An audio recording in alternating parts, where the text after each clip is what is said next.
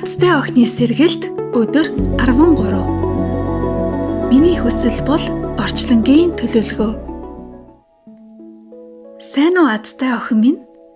Чи хизээний цагт сэтгэлээсээ хүсэж мөрөөдөж байсан тэр зүйлээ өөрөөсөө яагаад гэж асууж байсан уу? Яагаад би үнийг ингэтлээ хүсдэг юм бол? Яагаад энэ бодол намайг орхихгүй байсаар байдгийм бол? Хариулт нь маш энгийн, гэхдээ хүчтэй. Чиний хүсэл бол зүгээр нэг шунал биш. Энэ бол орчлонгийн чамд зориулсан төлөвлөгөө. Орчлонгийн төлөвлөгөө гэдэг нь орчлон чиний оюун ухаан, зүрх сэтгэлийн дамжуулалтаар чамд зориулсан зааварчилгаа илгээдэг. Тэр нь яг л энэ чиглэл рүү яв, энэ мэдрэмж рүү алах гэж хэлж байгаа юм шиг. Чиний хүсэж буй зүйлс бол үрдийн үнэн, чиний авьяас чадвар, чиний эрхэм зорилгын нэг хэсэг. Тиймээс хүснээ буруу, хэтэрхий том, тэнэг зүйл гэж гололгүй. Зүрхний гүндээ байгаа тэрхүү мөрөөдөл бол зөвхөн чамд зориулагдсан зураглал гэдэгт итэг.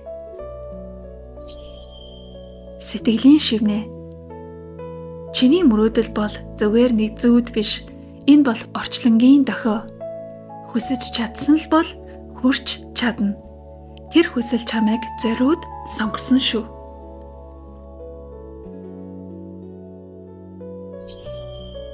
Өнөөдрийн дасгал. Дараах асуултад хариулаарай. 1-р, би яг одоо юу хүсэж байна вэ? Бүтээлчээр зүрх сэтгэлээсээ бичээрэй. 2-р, энэ хүсэл минь яагаад чухал вэ? Энэ нь зөвхөн миний төлөө юу? Эсвэл өрөөлийн төлөө ч мөн үү? 3-р, энэ хүсэл маань миний амьдралыг хэрхэн өөрчлөх бол? 4-р, энэ бол орчлонгийн төлөвлөгөө гэж итгэвэл би яг одоо ямар алхам хийх вэ? Affirmation. Миний хүсэл орчлонгийн зөвшөөрөлтэй. Би хүсэлдээ итгэж зоригтоо алхдаг.